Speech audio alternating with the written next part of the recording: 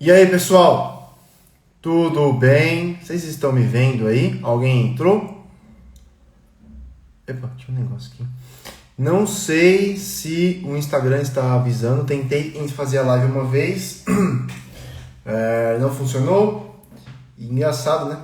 Que um seguidor falou que o capeta ia tentar atrapalhar a live, né? E eu tentei uma vez, não entrou, tive que fechar o Instagram e abri-lo de novo. Mas estou vendo que vocês estão entrando. Como é que vocês vão? Boa noite. Faz tempo que eu não venho aqui, né? Com a minha caneca do Harry Potter, a minha caneca gnóstica, a minha caneca herege, a minha caneca diabólica do Harry Potter, do bruxo.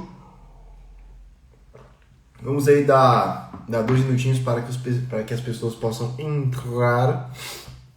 Boa noite, espero que vocês estejam bem. Faz muito tempo que eu não entro aqui, né? Que eu não dou lives, que eu não faço lives aqui. Só dando aula. Mas faz tempo, né? E eu fico com saudades às vezes, de fazer lives, de entrar com vocês e conversar com vocês aqui de modo mais direto, de modo mais dinâmico. Sim, a live ficará salva, tá? A live ficará salva até porque essa é uma live importante. Não porque seja a minha história, que não vale nada, mas porque a minha história, que não vale nada e não é especialmente relevante em si mesma, talvez possa tornar-se relevante se ela for de ajuda, se ela for útil para qualquer pessoa, né, que esteja me assistindo agora, ok?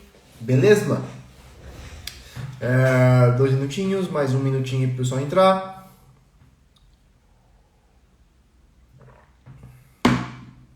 Vocês ficaram chocados, né?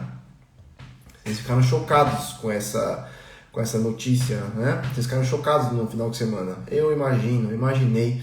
Até eu fiquei chocado. Eu tava lá, falei, cara, o que eu tô fazendo aqui?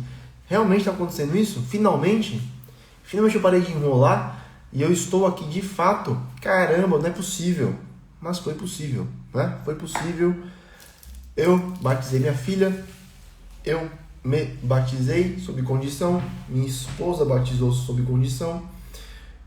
E nós nos casamos agora com a bênção da igreja. Nos casamos sacramentalmente. Então isso demorou tanto que eu nem achei que fosse acontecer mais. Porém, Deus é bom. E cá estamos. Beleza, vamos lá então. Já deu tempo já, tem uma galera aí. Quem chegou, quem não chegou depois. Ela vai ficar salva, tá? Então vamos lá. Por que eu decidi fazer essa live? Porque vocês pediram. Tá? Então, caramba, um monte de gente perguntando como é que foi, conta mais. E eu me lembro que eu já tinha prometido contar algo dessa história. Eu não queria contá-la, certo? Antes de ter feito essa escolha, de ter dado mais esse passo, porque senão seria uma história incompleta, né? Seria uma história bastante ridícula. Agora, porém, que eu dei o passo, eu acho que vale a pena contá-la, tá? Qual que é a ideia aqui? A ideia aqui é, esta live não é uma live apologética, tá? Eu não vou chegar aqui e vou começar a destrinchar doutrinas, a despejar refutações, ok? As doutrinas heréticas. Eu não vou chegar aqui refutando, ok? Refutando aí os assembleanos e os presbiterianos, que são ainda meus irmãos, de acordo inclusive com a própria doutrina católica. Eu não vou fazer nada disso, tá? Existem, assim, literalmente centenas de autores aos quais vocês podem ir para conseguir essas respostas. No final da live eu vou dar alguns nomes aqui. Já adianto que você encontra resposta para 99% das perguntas comuns que protestantes fazem só com o Padre Paulo Ricardo. Só com os vídeos curtos que o Padre Paulo Ricardo solta no YouTube. Você não precisa nem assinar o curso dele, tá? Você vai lá no Resposta Católica e faça lá uma maratona que você vai aprender ali, puta merda, um negócio que, enfim, comigo foi assim, tá? Qual que é a ideia aqui então? A ideia é que eu conte a minha história. Eu vou contar de onde eu vim, por onde eu passei e como é que foi que eu cheguei até aqui, né?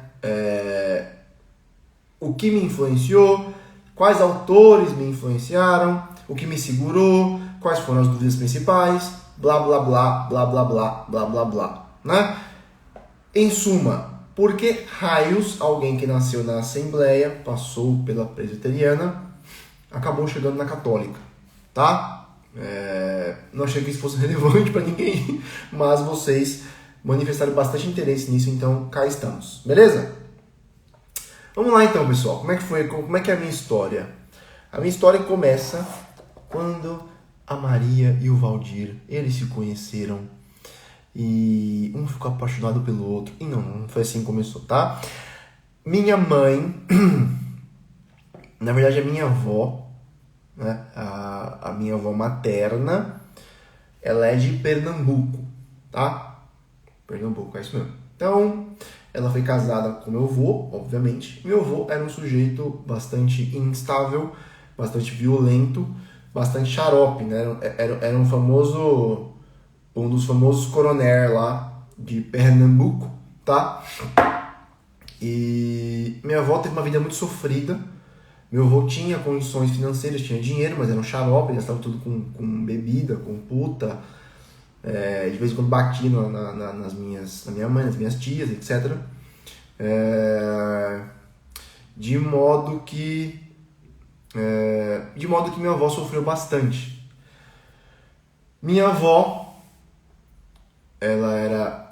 Eu não tenho certeza disso aqui, mas eu acho que ela era católica, né? Entre aspas. Não era uma coisa nenhuma, né? Enfim, minha avó, de modo bastante prático, inclusive para que ela pudesse salvar a própria vida e a vida de algumas das filhas, e principalmente porque uma das minhas tias tinha nascido com paralisia nas pernas, salvo engano. Minha avó, então, ela vai para uma igreja um dia, né? Uma igreja evangélica. Ela pede, olha, faz uma oração, pede para Deus que Deus curasse a filha dela, minha tia. E minha tia é curada, tá? Então acontece esse milagre, acontece essa intervenção divina direta, né? Minha avó então se converte, torna-se evangélica e o é até hoje, tá? Então minha avó não é teóloga, minha avó não estudou nada, minha avó foi tudo na unção, né? Foi tudo na oração, no joelho lá aqueles famosos joelhos de pedra, né? Minha avó, então, começa a ir para a igreja. Minha avó, até hoje, né, ela tem uma vasta lista aí de manifestações extraordinárias, visões, antecipações, enfim, né? Minha mãe, então, passa um tempo. Minha mãe foge de Pernambuco, foge do meu avô. Depois ela volta para Pernambuco e acaba se convertendo também. Depois puxa meu pai junto, certo? Beleza, então essa é a história. Minha mãe torna-se evangélica por conta da minha avó, principalmente, e de modo bastante prático, de modo bastante direto, tá? Não foi porque alguém chegou e pregou a palavra de Deus, não, foi porque, minha avó teve experiência direta com Deus lá. Minha mãe viu isso e falou, opa, isso é verdadeiro, então virou evangélica, tá? Passado algum tempo, minha mãe lá tem um filho, 2 filhos, 3 filhos. O terceiro filho sou eu. Quando ela tem o terceiro filho, ela já estava faz um tempo na igreja evangélica, tá? Então eu nasço na Assembleia de Deus, beleza? Eu nasço então já um evangélico de berço. Durante a minha infância eu fico na igreja, durante a adolescência eu fico na igreja. E sim, pessoal, reteté, tá? Eu participei de reteté aí, eu recebi o manto, tive unção, falei língua estranha, tudo isso aí, certo? Conheço muito bem todo o ambiente evangélico do reteté, tá? Eu nasci aí. Lá pelos 17 anos de idade eu saio da igreja, me desvio da igreja, que é comum, né? Pra curtir o mundão, e não curto bosta nenhuma, né? Só fico em casa só. Comendo doce de leite e assistindo um desenho, certo? Mas eu fico um tempo fora da igreja. Volto para a igreja, de modo meio assim, tá bom, vou voltar, né? E aí acontece então uma certa experiência que eu creio ter sido uma experiência mais direta com Deus, né? que é uma oração que eu faço no meio de um... Eu vou contar aqui, tá? Então é assim, eu voltei pra igreja, saí da igreja da Assembleia e voltei pra igreja, né? Eu voltei meio assim. Aí eu tocava trompete na igreja, muito mal, por sinal. Só que teve um dia que ia ter uma festividade das crianças. Olha que delícia. Num sábado de manhã. E eu tinha que tocar nessa festividade. Então eu fui me arrastando para a igreja, super empolgado, né? Porque eu tinha que tocar trompete, tocar mal trompete em um culto de criança. Nossa, que bela porcaria, né? Chego lá então, né? Toco lá. E o que acontece? Acontece o seguinte, um pastor de fora iria pregar naquele dia, né? Só que esse pastor de fora, o que acontece? Acontece que fica um trânsito maroto em algum lugar, esse pastor liga para o irmão Maurício, que é um irmão que até hoje eu amo muito, né? Um presbítero que hoje em dia é pastor da igreja evangélica, me ensinou muito também. Então o irmão Maurício, ele fala assim, pessoal, o pastor não vai chegar, né? Tá no trânsito aí. Então o que eu vou fazer? Vamos fazer o seguinte, vamos fazer uma oração aqui até que ele chegue. Aí eu fiquei mais puto ainda. Falei, cara, mas ainda vou ter que ser obrigado a jogar o joelho e orar. Eu nem sabia que era oração direito, né? Eu só orava lá nos reteté, reteté, né? Então não tinha uma vida de oração mesmo, eu e Deus. Aí naquele dia eu dobro o joelho de muita má vontade e eu peço então para Deus, falo, Deus, né? Se o Senhor realmente existe, me dê algum sinal. Sabe aquela oração que a gente faz assim completamente só por fazer mesmo? De má vontade? Aquela oração que você jamais iria esperar, né? Da qual você jamais iria esperar uma resposta? Porque foi feito de má vontade, da boca para fora. Resumindo a história, Deus responde aquela oração de modo muito enfático. Reteté é a famosa língua estranha, gente. Que é isso? Você nunca viram não? Manto, a língua estranha? Né? O pessoal lá girando, o pessoal chorando, o pessoal falando línguas... língua estranha, gente.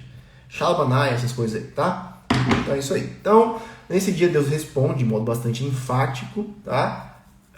Muito enfático mesmo, só faltou ele aparecer na minha frente aqui, seu lixo, eu existo, tá?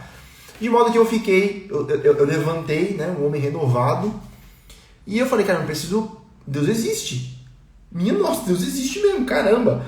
E aí eu comecei, pessoal, uma coisa aqui, tá? Essa é uma live na qual estarão evangélicos, estarão protestantes mais, né, presbiterianos, batistas, estarão católicos, etc, tá? E até talvez pessoas de outras religiões. Então, manerem aí, por favor, nos comentários, nas piadinhas, tá? Porque, de novo, eu nasci nesse ambiente. E nesse ambiente do jeito que falou que é macumba gospel, tá? Há pessoas melhores do que ele, de longe. Assim como há pessoas muito melhores do que eu, tá? Então, vamos maneirar aí, por favor, aí nas piadinhas idiotas, porque o assunto é sério, né? Então a gente pode ter humor, mas não é para você ficar tirando sarro de pentecostais, porque isso não vai levar a nada. E se você for católico, pior para você, porque você está fechando as portas da igreja para outras pessoas por conta de uma piadinha retardada, tá? Então, só isso aí. Saiba que qualquer piadinha que você fizer aqui, Deus vai depois cobrar de você. Então, fique aí a seu critério, tá? Então, né? Já tá avisado. Preste atenção. Tá? Não vou tirar os comentários porque eu quero que o pessoal, né, continue comentando. Mas se a coisa ficar demais, eu desativo. Então, um aviso. Beleza? Porque a coisa mais imbecil, a coisa mais retardada que existe, e que eu acompanhei muito de perto, tá? É quando uma pessoa, por exemplo, ela sai do protestantismo ou ela sai do pentecostalismo, Tá? Isso até dentro do próprio protestantismo, uma pessoa que era evangélica, pentecostal e sai do pentecostalismo para ir para uma igreja em que não há isso, mesmo protestante, a coisa mais retardada é você ficar fazendo piadinha, tá? Como se você fosse, primeiro, você entendesse muito, né? Você fosse um especialista no assunto, você soubesse refutar aquilo, como se você tivesse tido experiências com as pessoas daquela religião, tá? Enfim, piadinha nesse aspecto aqui, piadinha nessa situação é uma coisa de gente idiota, tá? Ou pelo menos gente imatura. Então, não sejam imaturos, tá? Ou não sejam idiotas também, beleza? Maneire a língua aí. Vamos lá então. Então, eu tive essa experiência, pá, Deus existe, né? O que eu fiz? Eu comecei a sentir uma vontade extrema de começar a estudar a Bíblia. Porque Deus existia. Ué, sabe? A diferença foi o seguinte, a diferença é que quando eu dobrei o joelho para orar, eu acreditava que Deus existia. Tá? Só que quando Deus respondeu minha oração, eu sabia que Deus existia. São coisas bem diferentes, né? Você acreditar que Deus existe, você saber que Deus existe. Eu soube que Deus existia. Deus existindo, eu precisaria então estudar aquele negócio, certo? Afinal de contas, eu tinha negligenciado a coisa mais importante da minha vida, Deus. Comecei a ler a Bíblia, etc, babá, correr atrás, ler tudo. Meus pais tinham bastante livros, tinham muitos livros. Meus pais foram evangélicos, né? Eles eram evangélicos sérios, tá? Piedosos, eles não eram idiotas, não ficavam fazendo palhaçada, eles eram sérios mesmo. Então eles tinham vários livros lá, de doutrina. A maioria eram porcarias mesmo, mas eles tinham alguns livros bons lá, perdidos no meio, tá? Comecei a estudar, fico um tempo estudando, e eu acabo caindo não vou dizer que foi por coincidência, enfim, eu acabo caindo num autor chamado Martin Lloyd Jones, que é um dos mais famosos pregadores presbiterianos do século XX, Martin Lloyd Jones, tá? Então, eu percebi que tinha alguns livros do Martin Lloyd Jones lá em casa. Martin Lloyd Jones ele escreveu vários comentários aos livros da Bíblia. Então, por exemplo, ele pegou o livro de Romanos e escreveu vários comentários daquele livro, certo? Muitos comentários daquele livro. Acho que uns 10, acho que um livro, né? Um calhamaço assim de 400 páginas por capítulo de Romanos, tá? Então eu comecei a ler aquilo ali, e eu me deparei com a doutrina calvinista, né? Lloyd Jones era calvinista. Soube que havia a doutrina calvinista, passei a procurar outros autores calvinistas, certo? Na época havia o site Monergismo, que ainda existe hoje em dia, mas na época era bem assim, era bem deep web o negócio, ninguém conhecia direito, era um site vagabundo com né? Comecei a ler então os artigos da página Monergismo, tá? Então eu conhecia aí autores famosos calvinistas, reformados, né? Sproul, Piper, comecei a conhecer também os mais antigos, né? O Ryle, John Owen, blá blá blá blá blá blá. Então eu peguei Jonathan Edwards, eu peguei os autores mais famosos, mais, digamos assim, conceituados dentro do calvinismo e comecei a lê-los, certo? Nesse meio tempo eu percebo que a Igreja Assembleia de Deus, por mais que eu amasse ela tinha seus problemas, e tem mesmo, vários, tá? E principalmente ela não tinha tradição nenhuma, né? Era uma igreja que tinha 100 anos de idade, 100 e poucos anos, tinha surgido por meio de um avivamento, no mínimo curioso, né? Um pouquinho suspeito lá nos Estados Unidos, e tinha sido trazido para cá por 2 missionários que tinham sido rebeldes, né? Então os missionários tinham se convertido nesse avivamento, vieram para o Brasil, tentaram lá empurrar as línguas estranhas, né? Goela abaixo, salvo engano, dos batistas, foram expulsos da igreja batista e levaram consigo algumas pessoas, então eles foram rebeldes e fundaram a Assembleia de Deus. Então tinha 100 e poucos anos de idade. Falei, caramba, mas peraí, tá? A Bíblia tem 2000 anos de idade, no mínimo, né?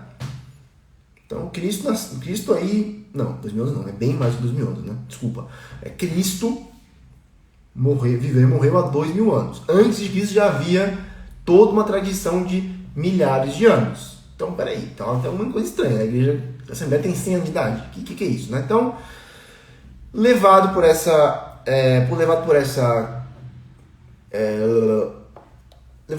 verdade de que a igreja evangélica, a Assembleia de Deus, tinha pouquíssimos anos de idade, eu comecei a caçar uma igreja que tivesse um pouquinho mais de tradição. Onde foi que eu caí? Na presbiteriana. Porque a presbiteriana era uma igreja que reivindicava um parentesco, reivindicava uma ligação direta com a reforma protestante. Ou seja, a coisa já tinha melhorado, né? Já melhoraram para 500 e poucos anos de história. Beleza? Então, eu vou para a presbiteriana, vou lá para a igreja de Santo Amaro, a famosa Ipsa presbiteriana. Vou para lá porque lá havia Augusto Nicodemos, havia Solano Portela, havia Leandro Lima, havia alguns nomes famosos no meio protestante, havia pregadores famosos, né? Então vou para lá, fico um tempo, me encaixo muito bem, saio da igreja. Um tempo depois, eu conheço a minha ex-namorada, que trabalhava onde é que é? Na Atento, né? Começo a namorar com ela, fico sabendo que ela também é presbiteriana, volto para a igreja. E aí eu volto a ler, né? Só que o que acontece, pessoal? Eu comecei a ler os calvinistas e eu comecei a perceber um monte de incoerências lógicas no calvinismo, tá? Eu comecei a ficar meio xarope mesmo, certo? Eu percebi que o calvinismo, como um sistema de teologia, ele criava uma série de problemas, uma série de dificuldades práticas, na vida prática, que eu não conseguia resolver, né? Os calvinistas basicamente negavam, os mais moderados não negavam o livre-arbítrio diretamente, mas também não davam nenhuma explicação plausível para basicamente o que é o calvinismo mainstream, né? O calvinismo mainstream diz o seguinte, são os famosos 5 pontos, né, do calvinismo. O calvinismo diz que não existe real escolha na conversão, certo? A conversão não é um ato em que haja qualquer parte da vontade do homem. Deus, ele desde antes da fundação do mundo já havia escolhido seus eleitos, certo? Havia escolhido os eleitos de modo aleatório, não havia nenhum critério, até porque ele tinha escolhido antes mesmo que eles nascessem. Cristo tinha vindo morrer apenas pelos eleitos. Ele não tinha morrido pelo resto das pessoas, tá? Como ele tinha vindo morrer só pelos eleitos, esses eleitos não tinham como rejeitar a graça. Então, Cristo falava, olha, Cristo abriu os braços e dava graça. A graça era irresistível, né? Não tinha como você fugir da graça, porque você não tinha liberdade, certo? As pessoas que pecavam mais ou menos por liberdade própria, tá? Pecou porque é mal mesmo. As pessoas que eram salvas porque Deus as tinha querido salvar, mas elas não tinham tido escolha. Elas já tinham sido eleitas desde a fundação do mundo. A graça era irresistível, porque Cristo tinha morrido exclusivamente por elas. E uma vez salvas, uma vez que a graça houvesse sido derramada sobre os eleitos, eles não se perderiam mais, certo? Eles estavam predestinados. Beleza? Exatamente. Estavam predestinados, tá? Eu comecei a ficar inquieto com isso, porque havia inconsistências entre os próprios calvinistas, eles não entravam num consenso. E pior, outros protestantes que não eram calvinistas, eles brigavam de modo bastante enfático contra o calvinismo, certo? O exemplo clássico para um protestante que tem estudado um pouquinho, né, é a história de John Wesley e George Whitefield, né? John Wesley, metodista, o fundador do metodismo, um homem extremamente piedoso, vamos assim dizer, um santo dentro do protestantismo, um sujeito de estatura espiritual bastante elevada, perto do resto, não era calvinista. E George Whitefield, que era um pregador igualmente, né, famoso, igualmente poderoso como pregador, como orador, como cristão, era calvinista. E John Wesley vira para Whitefield e diz, olha, presta atenção aqui, o Deus calvinista é o diabo. Né? Então, assim, o seu Deus é o próprio diabo. Então, era essas coisas que tinha. Né? Então, eu comecei a perceber que mesmo entre homens que eu respeitava muito, que eram estudiosos, que eram respeitados como homens espiritualmente elevados, eles tinham sérias divergências, a ponto de um dizer que o Deus do outro era o diabo. Então eu comecei a ficar confuso. Ficando confuso, eu comecei a querer procurar alguém que me explicasse isso direito. Comecei a falar, opa, os moderados aqui não entram em consenso, então eu vou pro pessoal um pouquinho mais hardcore. Comecei a ir para um pessoal para calvinistas mais ferrenhos, para calvinistas que diziam algumas coisas que escandalizavam os calvinistas mais moderados, certo? E aí eu caí num sujeito chamado, eu esqueci o nome dele, é David, acho que é David Chung, que é um teólogo, né, japonês, chinês, acho que ele é, mas o David Chung, ele fazia parte de uma tradição calvinista mais hardcore, tá? E eles não tinham medo de dizer as coisas que os moderados tinham medo de dizer, né? Então, por exemplo, o homem realmente não tem liberdade nenhuma, tá? E mesmo um sujeito que peca, ele peca, presta atenção, mesmo um sujeito que peca, ele não peca porque ele é livre, ele peca porque Deus quer que ele peque, certo? Deus querendo que ele peque, ele vai e peca, e como Deus é Deus, Deus fala, olha, bicho, você é responsável pelo seu pecado. Mesmo que tenha sido eu que tenha feito você pecar. Vocês entenderam? Né? Então, você pecou. Chegou o juízo final. Deus fala, olha, você pecou pra caramba. Aí você fala, mas eu não tinha outra escolha de não pecar. Eu sou pecador, não é assim que funciona? Deus fala, não interessa. Eu sou Deus. Então você que se vire, tá? Parêntese. Há protestantes que não são calvinistas, certo? Presta atenção aqui. Há protestantes que não são calvinistas. Os próprios assembleanos não são calvinistas, certo? Eles não são calvinistas e eles achariam igualmente absurda a ideia do calvinismo, como minha mãe achou, por exemplo, quando eu contei para ela, certo? Fecha parênteses. Nem todos os protestantes são calvinistas, beleza? Então é assim. Basicamente, eu comecei a entrar em parafuso porque tentando achar uma explicação lógica, tentando achar um chão sólido sobre os meus pés, certo? Tentando achar uma explicação com a qual eu pudesse refutar os outros protestantes ou pelo menos discutir com eles, né? Eu comecei a fazer o quê? Eu comecei a ler esse pessoal que era mais lógico, que tentavam responder tudo, não deixavam os pontos difíceis, eles não fugiam dos pontos difíceis, eles respondiam, só que as respostas que eles davam aos pontos difíceis acabavam transformando Deus, de fato, em um ente muito parecido com o diabo. Só que eu não conseguia achar uma escapatória, eu não conseguia achar uma explicação lógica. E eu comecei a entrar em parafuso. Eu realmente comecei a ficar maluco, xarope, certo? Porque Deus estava começando a aparecer para mim como um tirano sádico, né?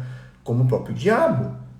Só que eu não tinha como responder, eu não tinha como sair daquela teologia, eu não achava uma saída lógica.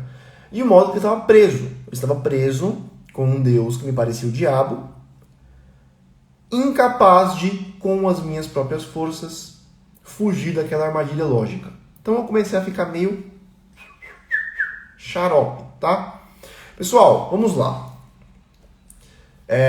Eu falei pra vocês que eu fiquei um tempo na presbiteriana, fiquei vários anos na presbiteriana, tá?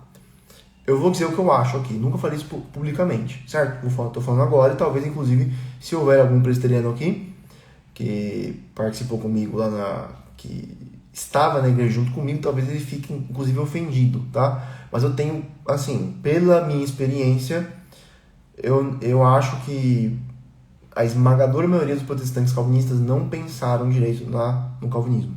Eles não foram a fundo, eles não quiseram descobrir quais são as consequências lógicas do calvinismo, tá? Eles não levaram a teologia nesse ponto realmente a sério, certo?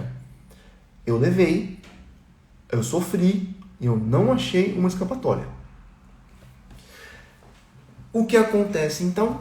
Acontece que eu gostava de ler apologética, né? Eu estava confuso, eu estava achando que Deus era o diabo, xarope, mas paralelamente eu tinha mania de ficar lendo apologética. Eu queria destruir os novos ateus, né? Eu queria dar respostas geniais aos ateus. E eu li o blog de um sujeito chamado Luciano Ayan. Meu Deus do céu. Luciano Ayan. Não, acho que é isso mesmo. Não, confundi, perdão. Eu li um blog de um sujeito... Esquece Luciano Ayan, Luciano Ayan é outra história. Eu li um blog de um sujeito que ele tinha vários artigos refutando algumas ideias neo-ateias. Tá? Esquece aí do Luciano Ayan, não sei porque eu falei isso. Ele tinha esse blog aí, refutando ideias dos neo-ateus, certo? Eu comecei a ler o blog, né, assim, comer aquilo com farinha, comecei a conhecer então os apologetas, né, conhecer os sujeitos que defendem a fé cristã perante os não cristãos, tá? Conheci aí o William Lane Craig, que é um gênio, assistam todos os vídeos dele, certo? Conheci o Os Guinness e conheci um cara chamado Ravi Zacarias, tá?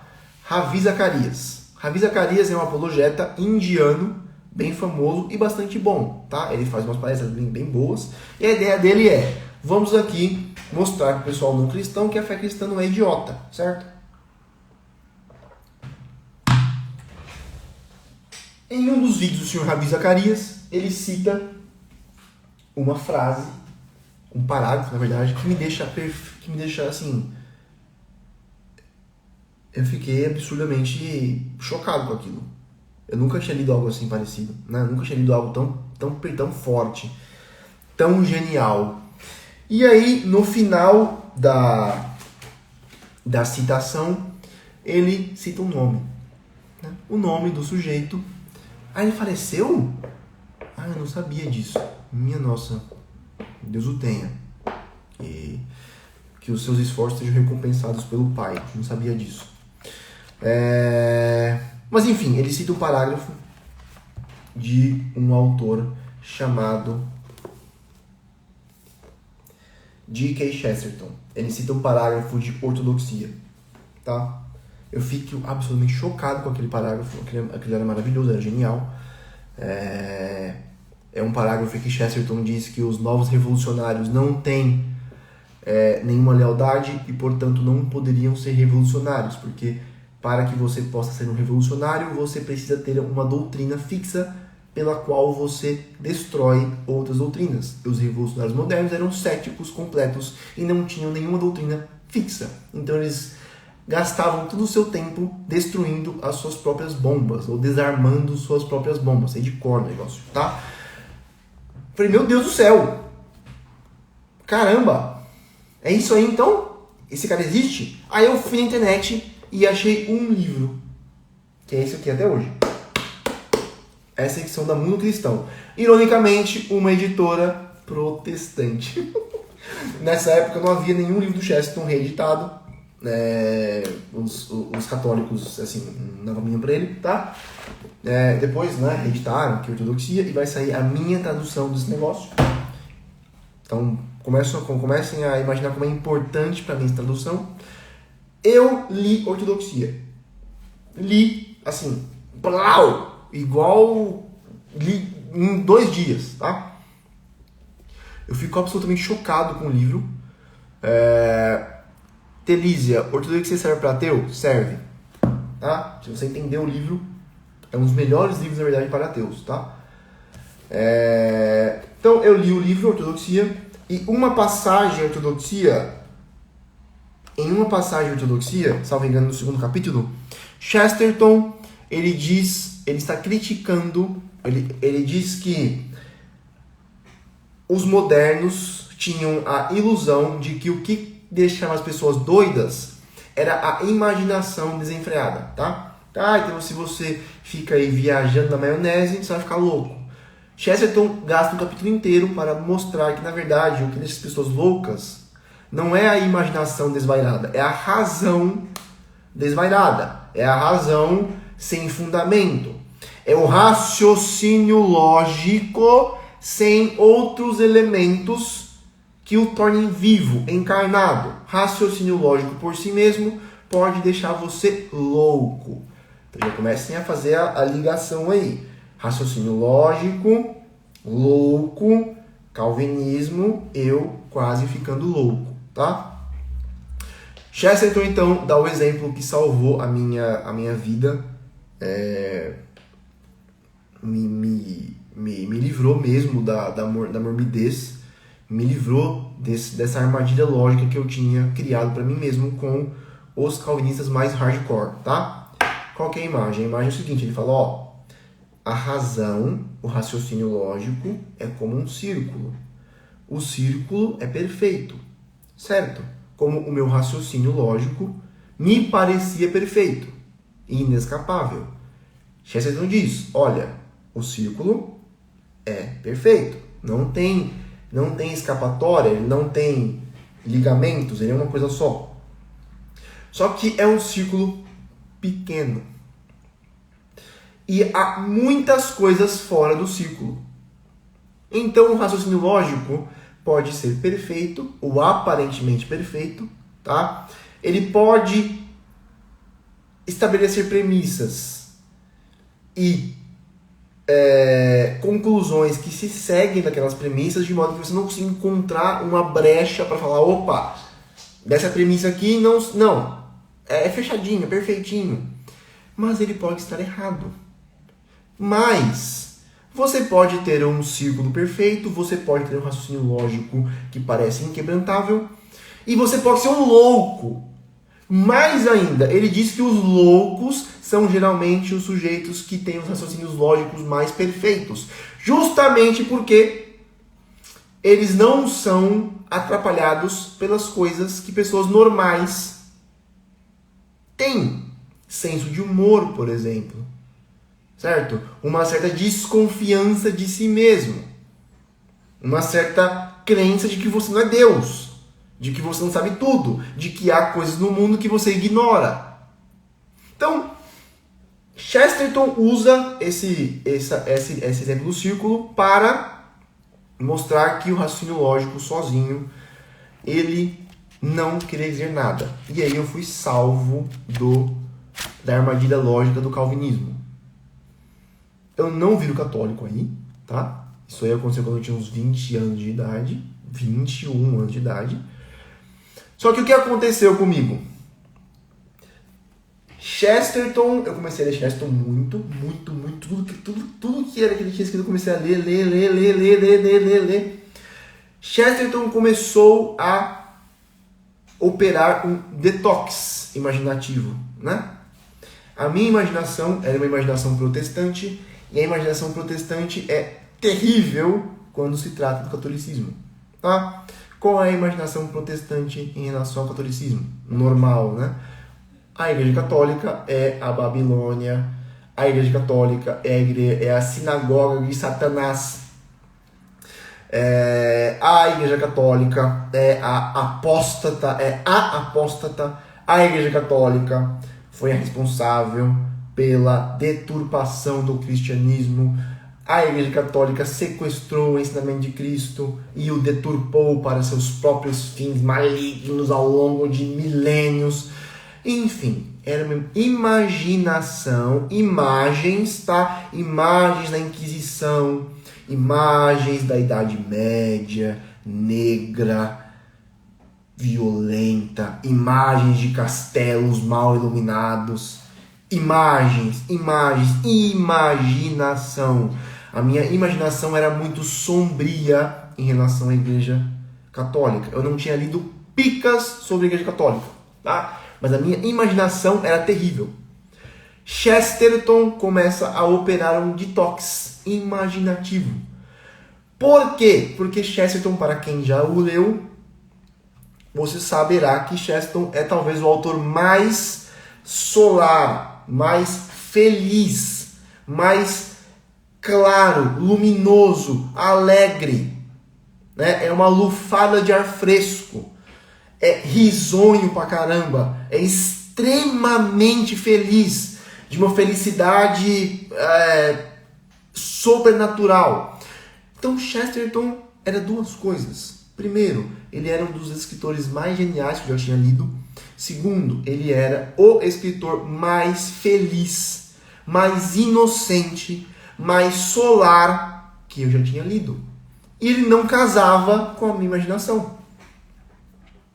Porque a minha imaginação era sombria. Mas Chesterton, eu percebi rapidamente que ele era extremamente respeitado, amado e quase venerado, né, reverenciado pelos católicos. Mas ele não era sombrio. Mas não é que ele não era... Mas não é só que ele não era sombrio. Ele era o oposto. Ele era o exato oposto. Então, mesmo antes de eu começar a considerar a possibilidade de que o catolicismo não estivesse errado ou estivesse certo, Chesterton, ao longo de um tempo, ele me preparou, ele me limpou imaginativamente em relação à igreja. Eu falei, cara, a igreja não pode ser essa coisa terrível. Ela não pode ser essa coisa desgraçada, essa coisa sombria. Ela não pode ser, não pode, porque ela não poderia jamais dar à luz um sujeito desses. E Chesterton era enfático. Ele nunca desligava os seus escritos, a sua visão da Igreja Católica. Uma coisa não se soltava da outra. Então, como é que uma igreja tão terrível, tão negra, sombria, violenta, satânica, poderia ter criado um sujeito tão inteligente, tão genial e tão feliz e solar ao mesmo tempo? Pronto. Eu fiquei alguns anos nisso, tá? O processo foi lento, o processo foi muito gradual. Não pensem que eu li Chesterton e falei, opa, vou virar católico. Não, demorou muito tempo. Mas o primeiro passo foi esse, foi uma limpeza imaginativa. Passaram-se alguns anos, eu continuei na igreja protestante, presbiteriana, tá? Há protestantes que gostam de Chesterton também, tá? Não se engane em relação a isso. Há protestantes que gostam de Chesterton. Bastante, muitos deles inclusive. Mas, enfim, eu continuei na igreja protestante depois de ler Chesterton, tá? Só que ele operou em mim essa limpeza. Muitos de vocês dizem que protestantes... eu sou protestante e não penso assim. Hoje em dia isso é mais fácil, pessoal, tá? É mais fácil porque vocês têm um monte de católicos aí. Tá? Você tem o Ítalo, você tem o Ícaro, vocês têm todo o pessoal aqui no Instagram, vocês têm o Olavo, tá? Vocês têm contato direto com pessoas que são católicas e vocês percebem, opa, eles não são demônios. Na minha época não tinha isso, não tinha internet quase, não tinha redes sociais, tá? Então, era bem mais comum que nós pensássemos assim, ok? Outra coisa também. Gente, pelo amor de Deus, certo? Eu estou dizendo que essa é a minha experiência. É óbvio que nem todos aqui pensam assim, certo? Acabei de dizer, caramba, vocês têm um monte de gente aí, né? Um monte de personalidades com as quais vocês têm contato todos os dias, certo? Vocês têm a Sami, mulheres, vocês têm a Sâmia, vocês têm a Ana, vocês têm a Araceli, vocês têm a Marcela, vocês têm a Lorena, vocês têm a Camila, enfim, um monte de gente, tá? Entre homens, vocês têm um monte de homens, o Pedro, vocês têm o Whittle, vocês têm o Victor, vocês têm agora eu, tá? Vocês têm um monte de gente que eles não são demônios, tá? Mas na época não tinha isso aí. Se você não pensa assim, ótimo, continue assim, tá? Não pense que eu estou, nossa, todos os protestantes são assim, ou todos os católicos são assim. Essa é a minha história, certo? Vamos lá então. Até o Raça tá aqui, gente, que é isso? Mas vamos lá então. O que quer fazer? Quer falar? Onde eu estava? Pera aí, deixa eu... Ah, tá. Então o Cheston operou essa limpeza imaginativa em mim, mas eu continuei na igreja protestante. Beleza? Certo? Então vamos lá então. O que aconteceu? Depois de anos, eu comecei a ficar inquieto. A limpeza imaginativa já tinha sido operada. Eu já não achava que católicos eram demônios. Só que aconteceu uma coisa a mais. Eu conheci o Olavo. E aí sim nós entramos no blog do Luciano Ayan. Luciano Ayan, eu entrei no blog dele para refutar neo-ateus e tinha um texto de quem? Do Olavo. Eu abro o texto do Olavo, leio, não entendo bosta nenhuma. Certo? Não entendi nada. Mas eu sabia que era bom. Passou-se um tempo, por algum motivo eu encontro o Olavo no Facebook, fazendo uma piada sobre as tetas da Dilma. Eu rio muito daquela piada porque era hilária. E aí eu volto a tentar ler o Olavo. E aí eu leio um artigo em que ele refuta, né? Ele humilha, certo? Os 4 cavaleiros do Apocalipse, né? O ateu lá, o Dawkins, o Dennett, o Sam Harris e o Hitchens. Ele reduz os caras a pó. Assim, em um artigo, ele fez o que Alistair McGrath, até mesmo William Lane Craig não tinham conseguido fazer. Ele humilhou os sujeitos com um artigo. Eu falo, meu Deus, eu estou diante de um gênio. Eu estou diante de um gênio assombroso, o Olavo. Passo então a seguir o Olavo, certo? Passo a seguir o Olavo e começo a adicionar todo mundo que era do Círculo Olavético, que hoje vocês conhecem, né? Fábio Salgado, Felipe Martins, Ana Campagnolo, Lorena Miranda, Ítalo, Ícaro, por aí vai, tá? Todo mundo aí que vocês conhecem hoje em dia, eu conheci lá em 2012, certo? E eu descubro que o Olavo também é católico. Aí a coisa começa a ficar complicada, por 2 razões. Porque o sujeito que eu tinha achado mais genial antes era o Chesterton. E agora eu tinha achado um sujeito que era igualmente, se não mais genial, e era o Olavo. E os dois eram católicos. E o Olavo tinha não exatamente, mas ele tinha muitas características que eram parecidas com o Chesterton. Era um sujeito extremamente bem-humorado, era um sujeito de uma cultura artística enorme, tá? Enorme, era um gênio e era um grande escritor. Eu queria ser escritor, né? Então, meus 2 mestres eram Chesterton e Olavo, 2 católicos, e eu protestante. Só que além disso, eu comecei a ter contato com alunos do Olavo que eram católicos. E aqui eu tenho que fazer referência a um deles, que de fato é o Fábio Salgado de Carvalho, tá? Inclusive eu tenho que mandar um áudio para ele, né? Agradecendo o Fábio, porque se não fosse se não fosse o Fábio, eu talvez não estivesse aqui não, ou talvez eu só estivesse aqui há alguns anos, né? Eu não sei se Deus seja tão misericordioso assim. Então o Fábio, que também é um ex-protestante, ele postava direto, todos os dias, né? Explicações e refutações às refutações protestantes. E eu aprendi muita coisa com ele. E o Fábio, terceiro problema, ele era o sujeito que mais tinha lido na minha vida. Assim, ele era o sujeito que eu conhecia que mais tinha lido, tá? Vocês falam assim, o cara lê muito, aquele... Gente, não, tá? Quem lê muito é o Fábio, ok? Então, assim, em relação à erudição, em relação à abrangência de estudos, O Fábio é o sujeito mais extraordinário que eu conheço. Certo? O nome do texto é isso, Rasta. Puta que pariu. Obrigado, Rasta. O nome do texto do Olavo é esse aí, Voltando à Causa Primeira. Ah, esse texto é maravilhoso, gente. Meu Deus do céu.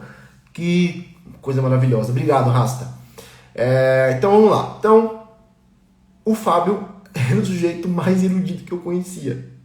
De longe. A coisa começou a apertar, né? O cerco começou a apertar. E ia apertando cada vez mais. E eu me lembro de um dia que o Fábio, que eu vi a postagem de um protestante bastante famoso no meio, e famoso por ser intelectual, famoso por ser um dos campeões nossos aqui do protestantismo, e ele posta alguma coisa em relação ao filósofo cristão calvinista chamado Gordon Clark, dizendo que Gordon Clark era o maior lógico do século XX, etc. E o Fábio, eu nunca me esqueço disso, o Fábio, ele posta, ele pega no Facebook, né? O Fábio, ele posta assim, mas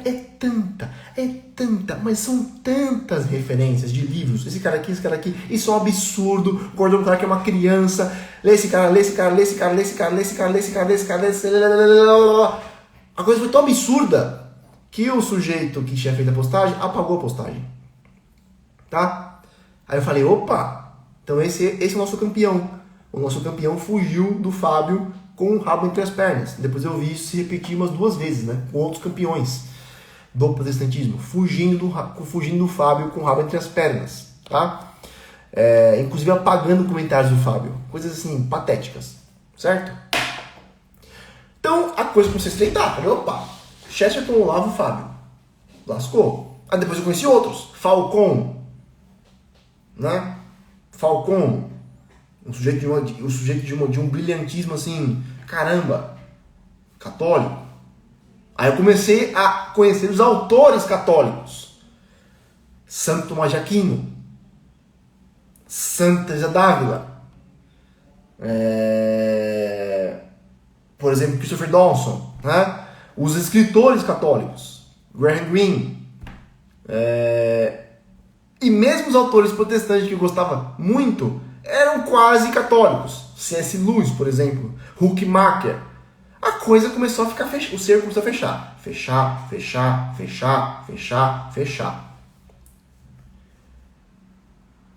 E foi aí que eu conheci o Padre Paulo Ricardo.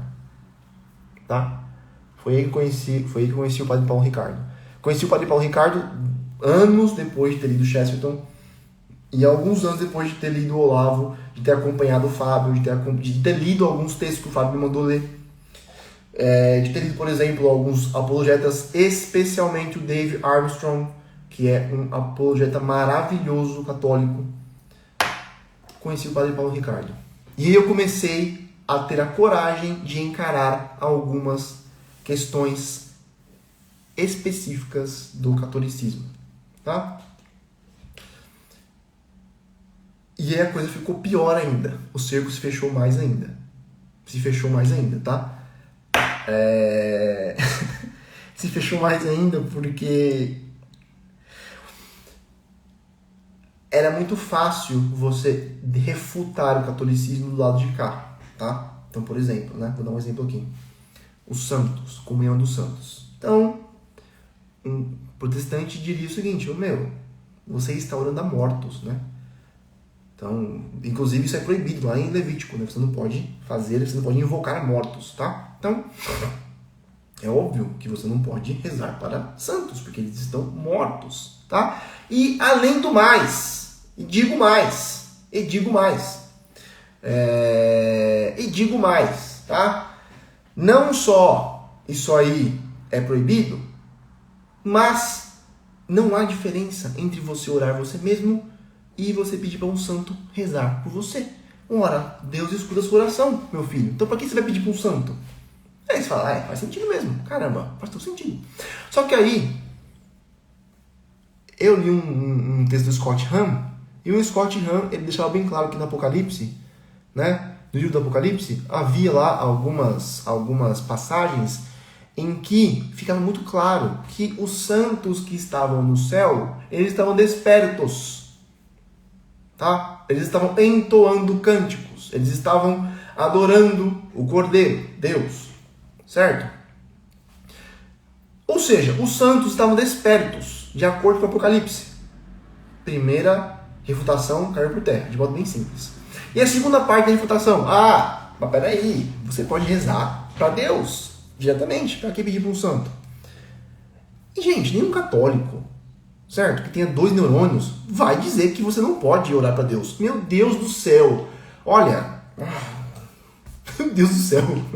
É óbvio que um católico sabe que você pode rezar a Deus. Você deve rezar a Deus. Você deve. Quanto mais você reza, mais santo você é, caramba.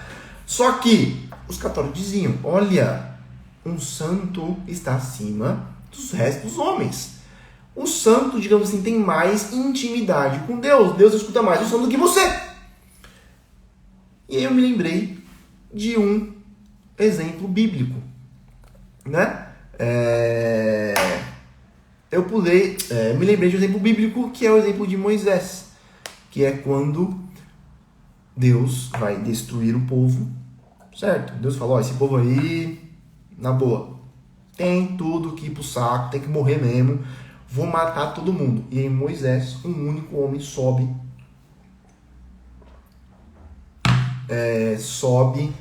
para o monte e conversa com Deus. E ele pede para Deus que ele não matasse o povo, que ele desse mais uma chance para o povo.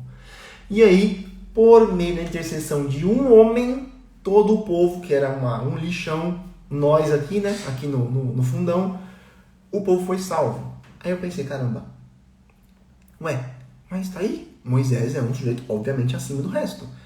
Se fosse qualquer sujeitinho lá do povão que fosse pedir para Deus, ele ia ser morto. Deus ia matar o sujeito. Ia obliterar o coitado. Certo? Só que Moisés sobe lá, ele pede e Deus concede. Certo? Então, segunda parte da refutação tinha caído por terra de modo bastante óbvio.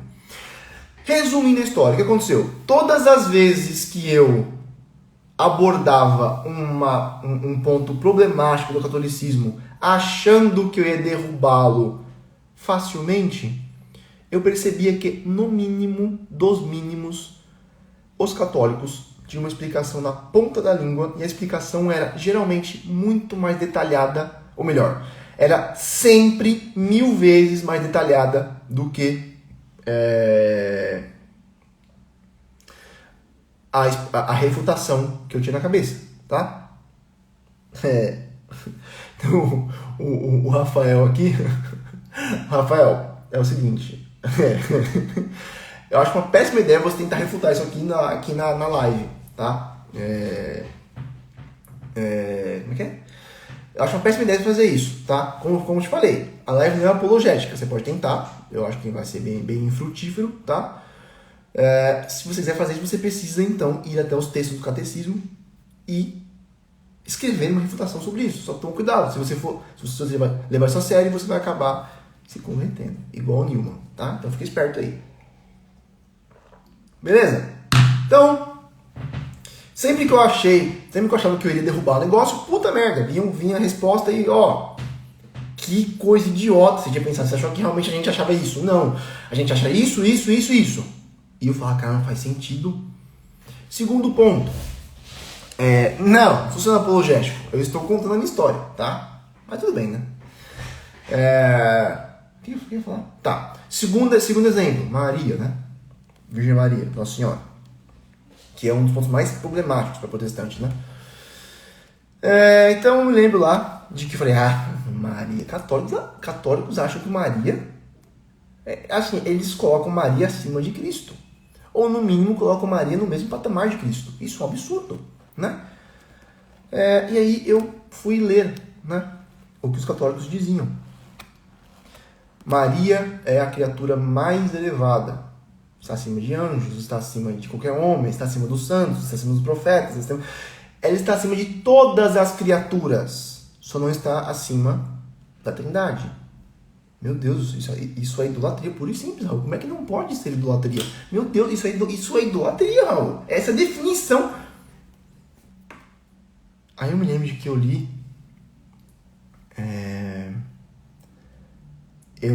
acho que não sei se foi no Dave Armstrong ou se foi no Padre Paulo Ricardo, lá no Antigo Testamento existe a história da Arca da Aliança, né? A Arca da Aliança. Pessoal, deu uma hora aqui, se cair eu volto, tá? Então fiquem aí. Talvez o Instagram estique a minha live, não sei, alguns estão esticando, enfim. Se cair eu volto, tá? Então, lá no Antigo Testamento havia a Arca da Aliança. A Arca da Aliança representava presta atenção, representava a presença de Deus, certo? Como se fosse um corpo de Deus, tá? Representava. Então nós temos lá o tabernáculo, né? O tabernáculo tinha lá as suas divisões internas, tinha um átrio, tinha, né? Enfim, e tinha lá o Santo dos Santos, que é onde ficava a Arca da Aliança, e onde o sumo sacerdote só podia entrar, salvo engano, uma vez por ano, depois de fazer sacrifícios. Senão ele era morto. Ele era morto. Qualquer um que não fosse o sumo sacerdote seria morto instantaneamente se colocasse o dedinho do pé no Santo dos Santos. O sumo sacerdote só podia entrar lá uma vez por ano depois de sacrifícios, em uma data específica. E aí existe aquela história, né, do sujeito que eles estavam carregando a Arca da Aliança, transportando-a. Sem querer, um cara vai lá e, opa, escorrega e a arca parece que vai cair. Um dos soldados, acho que é levita, um dos levitas, né?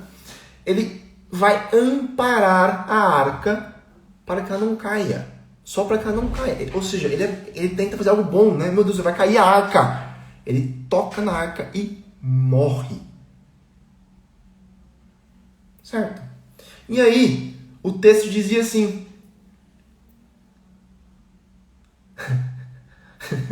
O texto dizia assim: ora, a arca era um prenúncio, né? Era um símbolo, era uma sombra de Maria. A Virgem Maria, ela gerou no seu ventre o Alfa e o Ômega. Maria gerou fisicamente a carne de Deus, da segunda pessoa da Trindade. Agora vocês imaginam, se Deus matou um sujeito que tocou em algo que era o prenúncio de Maria, se a arca era protegida dentro do Santo dos Santos, como é que Maria, a pessoa que gerou a carne do Deus vivo em si, ela poderia ser uma pessoa comum, como dizem alguns protestantes? Obviamente, ninguém chegou nem perto de fazer o que Maria fez. Ah, mas tem os apóstolos. Os apóstolos viram Cristo. E só porque eles viram Cristo, eles já são como montanhas. Dante, né? Na Divina Comédia, Dante descreve São Pedro como uma montanha. São Pedro viu Cristo. São Pedro comungou com Cristo. São Pedro tocou, conversou. Maria gerou Cristo. Meu Deus do céu, quando eu entendi isso, eu falei, caramba. É óbvio que Virgem Maria é a maior das criaturas. Não tem como você discutir com isso. Certo? Fala o que você quiser. Não interessa. Tá? Nossa, mas o apóstolo Paulo, São Paulo, apóstolo Paulo. O apóstolo Paulo, o que acontece com ele? Ele vê Cristo encarnado, cai do jumento do cavalo, né? Ele viu, pessoal, ele viu Cristo. Maria gerou Cristo. E aí começou a acontecer uma coisa que foi fantástica, tá?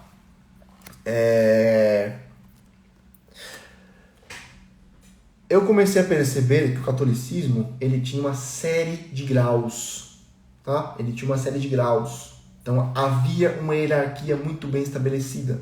né? Por exemplo, os protestantes dizem, né? O único mediador entre o Deus e os homens é Cristo. O católico fala, óbvio, né? Mas vocês dizem que Maria, ela é medianeira de todas as graças, né? Vocês dizem que Maria... Aí eles confundem as bolas, né? Confundem mediador, confundem com medianeira, né? Vocês dizem que Maria, certo? Que Maria teve um papel também, na economia da salvação, que não foi só a Santíssima Trindade, foi Maria. Mas é óbvio, o anjo aparece para Maria, ele pergunta e Maria aceita. Certo? Aquela escolha de Maria foi livre. Livremente ela participou da economia da salvação. Então, depois de saber isso, como é que você pode achar absurdo, bizarro, que alguém reze para a Virgem Maria pedindo uma bênção, crente de que ela tem mais poder do que você? Se você acha isso, se você acha corredentora, exatamente, ela é corredentora. O Redentor é Cristo. Mas Maria gerou Cristo. Maria gerou a carne de Cristo. E é a carne de Cristo que foi entregue na cruz pela redenção dos pecados. Logo, Maria é, não só pela escolha, mas também pela própria carne que ela compartilha com Cristo, corredentora. Isso é óbvio! Vocês entendem? Mas em sei lá quantos anos de protestantismo, eu nunca tinha ouvido uma pregação sobre a Virgem Maria. Isso aqui sou eu, e eu sei que a experiência de vocês não foi muito diferente. Não tinha ouvido uma pregação sobre a Virgem Maria, nenhuma. Nem metade. Certo? Mas enfim, né? Então, se você acha que é um absurdo que Maria, né, que o rezar para Maria, meu Deus, tá bom. Vamos para a Bíblia, né? A Bíblia. Qual é o primeiro milagre de Cristo? Qual é o primeiro milagre de Cristo? O primeiro milagre de Cristo é lá nas bodas de Caná, quando ele transforma água em vinho. Como é que é a história? Cristo está na festa com a Virgem Maria, Nossa Senhora. Nossa Senhora aborda Cristo e fala: filho, acabou o vinho. Você não poderia fazer um negocinho aí? Cristo fala: mulher, não é chegada a minha hora. Cristo se recusa a operar o milagre. Maria, porque é mãe, e porque Cristo é o homem perfeito, e o homem perfeito honra sua mãe perfeitamente, certo? Não é como a gente, bando de safado. Maria pergunta, ou melhor, Maria pede com jeitinho, como mães sabem pedir com jeitinho: filho, por favor. Cristo vai lá e opera o milagre. Vocês entendem? Está na Bíblia. Está na Bíblia. Certo? Maria intercede. Você acha que se eu vou chegar lá, Raul, vou chegar na boda de Canaã e falar: Cristo, por favor, transforma alguém em vinho, e falar: não, tá bom, vou embora. Fazer o quê? Isso se eu tivesse chegado perto dele, não tivesse morrido, né? Não tivesse sido obliterado pelos meus pecados. Maria não é como eu e você. Maria gerou Cristo. Tá? Então, enfim. Aí eu fui em todos os pontos complicados, eu encontrava explicações extremamente elaboradas, razoáveis, complexas e, o melhor de tudo, unânimes. Certo? Unânimes. Então, nesses pontos-chave, eu encontrava unanimidade entre os católicos. Certo? Eu nunca tinha encontrado essa unanimidade entre os protestantes. Só que não só isso. Além da unanimidade nos pontos-chave, eu encontrava, ao mesmo tempo, uma pluralidade absurda, enorme. Certo? Eu encontrava, por exemplo, nas ordens monásticas e nos seus diversos dons, nos seus diversos carismas, eu encontrava ordens muito parecidas com os protestantes, que não gostam de imagens. Eu encontrava ordens mais práticas, mais entregues à bondade, como os franciscanos. E eu encontrava ordens mais entregues à intelectualidade, ao poder intelectual, como os dominicanos. Eu encontrei, por exemplo, a Ordem dos Cruzados, que era uma ordem de guerreiros. Eu li um pouquinho e eu vi, por exemplo, que a Ordem dos Cruzados ela era extremamente bem organizada, de modo que os cruzados, por exemplo, eles tinham que fazer também penitências, mas não como as penitências das outras ordens, porque eles tinham que ser fortes para batalhar. Enfim, eu fui descobrindo essa riqueza, complexidade, riqueza,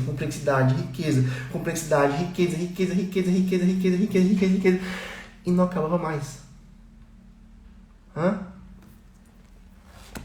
E aí o cerco fechou ainda mais. O cerco fechou, e eu comecei a ficar desesperado. Porque eu não queria virar católico, eu tinha medo de aquilo ser verdadeiro. Né? Minha família inteira era protestante. É assim, né? Minha família, o cacete. Tá? Minha família, pai e mãe. O resto da minha família, pai, mãe e vó. E uma tia que faleceu, né? Que era missionária muito séria. De resto, é tudo bando de... Tá? Não tem religião nenhuma, não. Eles acham que tem, não tem, tá? Meu pai e minha mãe não. Meu pai e minha mãe eram ainda são protestantes sérios. E principalmente minha mãe era muito ferrenhamente anticatólica. E eu não queria de modo nenhum magoar minha mãe. Então eu fui convencido e eu fui limpo imaginativamente. Eu conheci várias pessoas católicas que eram piedosas e eu amei a vida delas. E eu queria ter uma vida como a delas, uma vida litúrgica, de oração, um fundamento filosófico, intelectual, porque a minha vocação sempre foi uma vocação mais puxada para o intelectual e isso não era muito, tá? Em alguns círculos sim, mas em outros círculos não era muito bem vistos no protestantismo, tá? Eu não me encaixava muito bem ali. E eu fui convencido intelectualmente, mas para não magoar minha mãe, a quem eu amo profundamente, eu adiei isso durante muito tempo mesmo.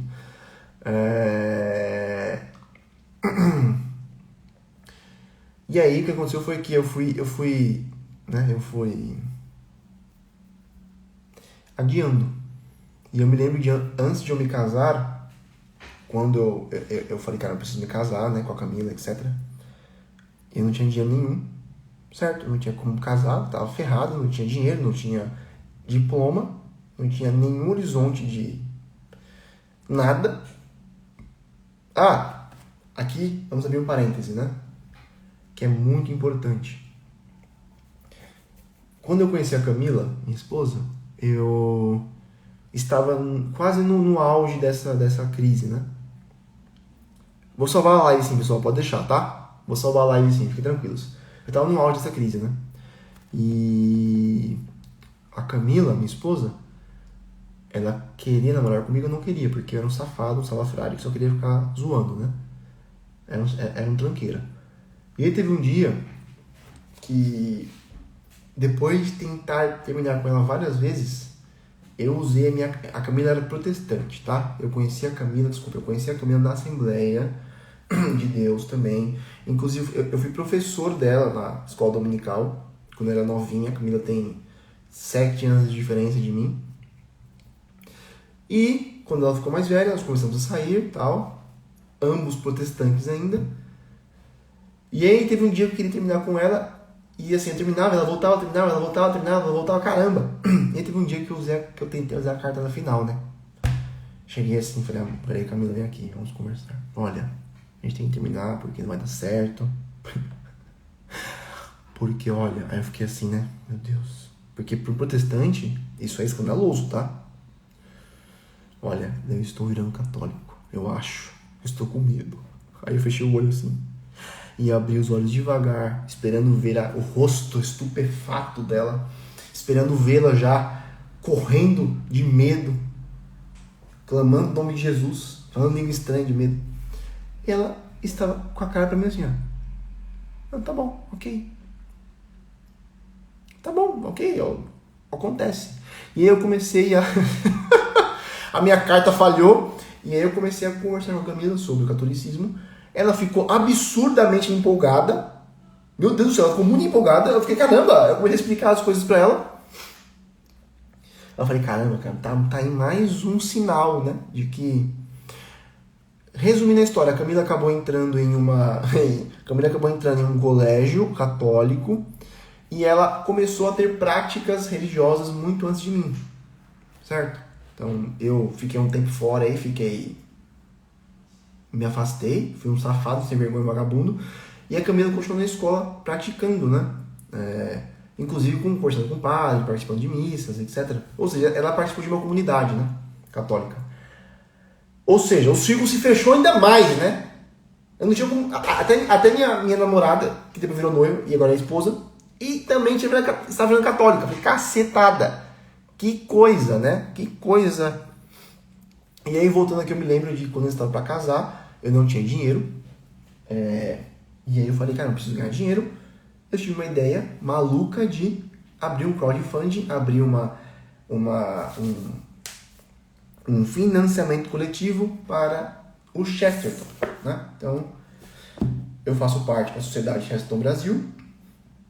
Falei com os rapazes, com o Agnes e o Diego, aos quais eu sou eternamente grato. Eles falaram, não, cara, vamos lá, você traduz, a gente faz esse crowdfunding. Em suma, eu consegui casar traduzindo Chesterton. Foi assim. E o dinheiro caiu na minha conta, acho que uns 10 dias antes do casamento. Eu não tinha nada na conta, R$0 na minha conta.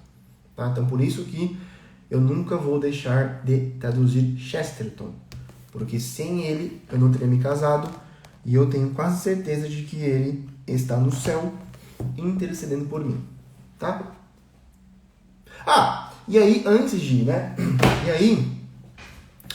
E aí, quando nós íamos nos casar, eu não quis casar na igreja católica, porque eu não era católico ainda. Eu não queria, né? Eu não queria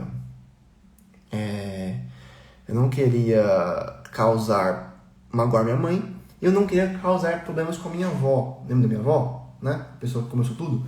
Minha avó, extremamente evangélica, muito séria e tal, mas extremamente anticatólica, né? Como os protestantes das antigas são, né? Aí eu lembro que eu rezei pra Deus, falei, Deus, eu tava com medo naquela época, né? Eu aprendi o que eram pecados mortais, eu estava com um monte de pecado mortal, eu falei, eu vou pro inferno, vou morrer, eu vou pro inferno, né? Eu rezei, Deus, por favor, só me mantenha vivo até eu me casar, por favor, né? Depois que eu me casar, eu me converto. Eu dou o passo, né, final. Eu me casei na igreja protestante, na presbiteriana, tá? Eu ainda não tinha virado católico. Estávamos nesse processo, eu e a Camila. Mais eu do que a Camila já estava mais séria, então eu fiquei enrolando, tá? Resumo da história. Aconteceu um problema lá, um desentendimento. Toda a minha família virou a cara pra mim. Toda a minha família. Do lado da minha mãe, que lá, né, que era o pessoal que me preocupava, virou a cara. Todos eles. De uma vez. Assim, deu um desentendimento lá, todo mundo virou a cara, etc. Agora vocês entendem por que no dia lá dos stories, no dia do domingo, né? Na segunda-feira, na verdade, que eu postei aqui tudo dos stories lá, eu disse que eu tinha enrolado, eu disse que eu tinha sido ingrato, que eu tinha sido um traidor, porque eu tinha prometido para Deus que eu iria me converter assim que eu me casasse, e eu fiquei enrolando mais alguns anos, tá? E Deus ainda assim foi extremamente misericordioso, me deu 3 filhos, me deu a própria Camila, tá? A Camila é a maior bênção que eu já recebi na minha vida. De longe, tá? Me deu 3 filhos. Depois me deu esse trabalho com o Instagram. De certo modo, me deu vocês, né? Me deu essa comunidade. Me deu esses ouvidos. E por isso que eu estou aqui falando a 1h20, né? Porque se aconteceu tudo isso comigo, e eu estou aqui hoje, e há pessoas dispostas a me ouvir, é porque é o mínimo que eu poderia fazer diante de tudo que eu vivi, de tudo que eu passei, né?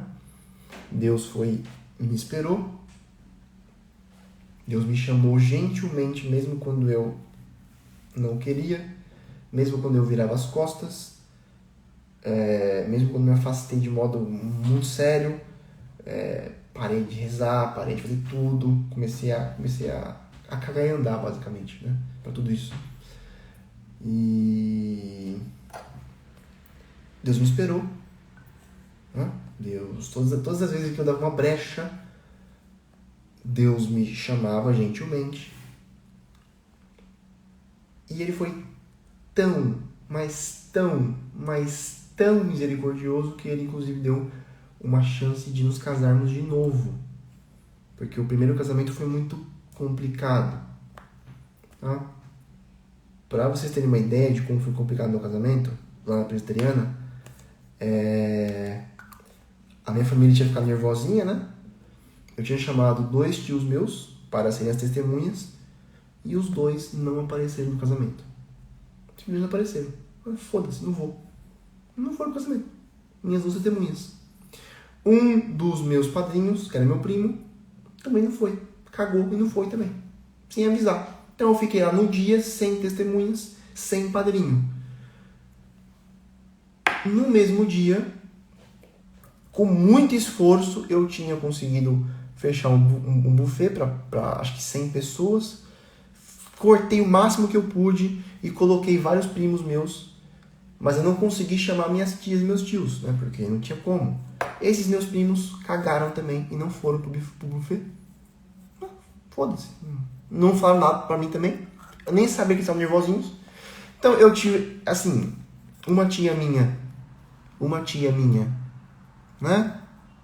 Fez a beleza de não falar com a Camila no dia do casamento. Foi embora sem falar com a noiva. Certo? Então assim, foi uma porcaria. Uma merda, tá? Deus foi tão, mas tão bondoso que depois Ele nos deu a chance de nos casarmos de novo. Agora diante de amigos, poucos amigos, mas de amigos, né? Diante do Ícaro e da Ana, do Simon, sim, estava lá também, e do padrinho e da madrinha dos nossos filhos, Tauan e a Bia, a quem eu devo muito também. Né? São pessoas assim, extremamente piedosas, que amam profundamente, e é isso aí. Então, se eu conto tudo isso aqui, não é porque minha vida seja especialmente relevante, mas porque eu tenho uma certa visibilidade e eu sei que eu tenho a obrigação de contar as bênçãos que eu recebi, e eu tenho a obrigação de dizer que eu não mereço nada disso, tá? Que eu fui extremamente pecador nesse meio tempo, que eu vi que eu fiz a promessa, quebrei a promessa, tá? Mas mesmo assim, Deus... A Letícia! E a Letícia também, perdão, Letícia. Perdão, vamos lá. Ícaro, Ana, Tauan, Bia, Simonsen e a Letícia. Perdão, Letícia. A Letícia foi a pessoa, inclusive, que conseguiu emprego para Camila, lá no Catamarã. Mais uma coisa, já estamos falando, vamos falar então, né? A Camila estava precisando de um emprego. A Letícia, certo? Que é uma amiga nossa hoje em dia. Ela é da obra, do Opus Dei. Ela foi participar de um retiro. E nesse retiro a Letícia orou, rezou, falou, falou, Deus, deixe-me ajudar alguém, né? E eu não lembro como é que foi direito, não lembro se ela pensou na Camila na hora, mas enfim, ela pediu para ajudar alguém, Deus acabou juntando ela com a Camila, e pouco tempo depois a Camila conseguiu um emprego no Catamarã, passou a ganhar mais, e nós conseguimos nos casar, né? Teve essas duas partes, teve a parte minha, do Chesterton, e teve a parte da Camila também, que conseguiu emprego numa escola católica, por meio da Letícia, tá bom? Então, É isso aí. Eu falei que a live não seria apologética, tá? Não tenho nenhuma pretensão de ser um apologeta. Caso vocês queiram indicações de leitura, eu indico o sujeito mais, assim, mais apropriado para isso, que é o Dave Armstrong, tá? Dave Armstrong, eu conheci pelo Fábio. Ele é um apologeta, ele respondeu a todas as perguntas que você acha que não tem resposta e nas quais você nunca pensaria, ele respondeu, tá? Sigam também o Fábio Salgado, tá? Fábio Salgado de Carvalho, sem ele não estaria aqui. Padre Paulo Ricardo, obviamente. O Padre Paulo Ricardo tem uma série de vídeos chamada A Resposta Católica no YouTube, de graça, assistam, tá? Dave Armstrong, Dave, D-A-V-E, Armstrong, igual o cara lá da bicicleta, né? Fábio, Dave Armstrong, o Scott Hahn, com aquele livro Todos os Caminhos Levam a Roma. Esse livro é maravilhoso porque nele Scott Hahn descreve a sua conversão, descreve a sua transição do protestantismo para o catolicismo também. E nesse livro, que é biográfico, ele já responde um monte de perguntas, né, um monte de dúvidas, tá? Scott Hahn, e para quem quiser se aprofundar um pouquinho mais na doutrina católica, é o Padre Léo Trezzi, com o livro A Fé Explicada, tá? A Fé Explicada. Então, Dave Armstrong, Scott Hahn, qualquer livro do Scott Hahn, qualquer livro do Armstrong, sigam o Fábio. O Fábio tem lá os seus destaques, né? Com um monte de respostas também aos protestantes. Temos aqui também a minha biblioteca católica, obviamente. Enfim, todo o pessoal que vocês já conhecem, né? Mas as minhas indicações principais são essas. As que foram muito importantes para mim, tá? Padre Paulo Ricardo,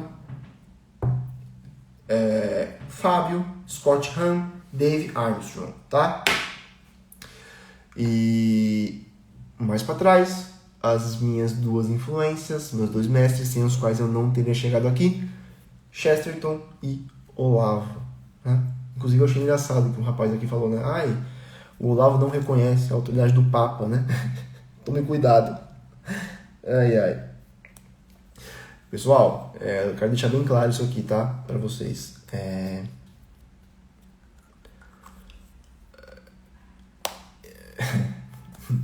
O Olavo é como um pai intelectual pra mim, certo? E se é uma coisa que você não faz com seus pais intelectuais é ficar corrigindo-os em público ou mesmo em privado, certo? Se eu acho que o professor Olavo está errado, eu não tenho que dizer nada, porque o que ele fez por mim não tem preço. Só o que me cabe é rezar por ele, ajudá-lo e defendê-lo o quanto eu possa, até que eu consiga fazê-lo, até eu morrer, certo? Então, só aqui, né, pra deixar bem claro isso, tá? Vocês nunca me verão aqui corrigindo o professor Olavo. Isso seria ridículo.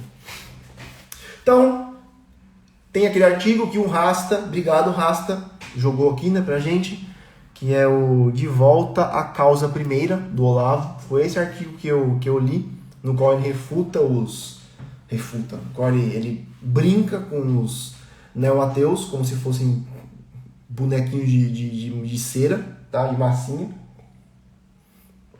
E acho que é isso aí. Há outros pontos da história que são mais, né, detalhados. Caso vocês queiram, depois a gente pode fazer outra live nesse sentido. Para que eu possa contar mais coisas. A gente pode falar sobre algum outro ponto específico do catolicismo, protestantismo, da história, enfim. Tá? Mas hoje eu quis contar a minha história, minha jornada, tá? A live ficará salva, vou inclusive jogar ela no IGTV, tá? Vai ficar salva no IGTV porque eu acho que é importante, tá? Eu sou ateu, não interessa, não assiste, né? Ou então assiste, sei lá, você que sabe, se vira, né? Sim, mas sim, faz o que você quiser da sua vida, não tem nada a ver com isso, tá? Mas leia o artigo do Olavo, De Volta à Causa Primeira. Eu acho que se você entender o artigo, você vai deixar de ser ateu, tá? Beleza?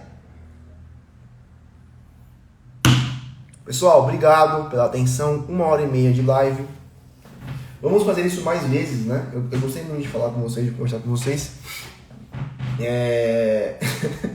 Depois eu vou entrar nesses meandros aí da família, enfim, coisas mais específicas, tá? Mas essa foi a minha história. Espero que vocês tenham gostado, espero que tenha sido útil para vocês. Deus me perdoe se eu falei alguma besteira aqui. Perdão, Pai, se eu falei alguma idiotice, tá? Não foi porque eu quis. Vocês nunca me verão também rebaixando ou diminuindo, tá?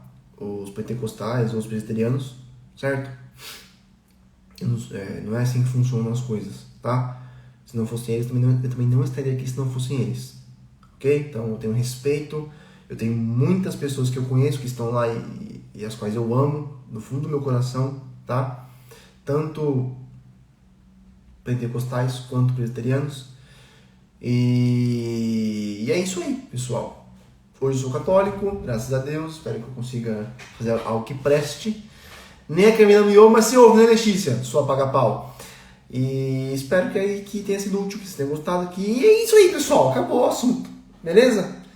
Obrigado. Nos vemos aí na nossa próxima live. Quem sabe nós falamos sobre isso de novo ou sobre algum outro assunto.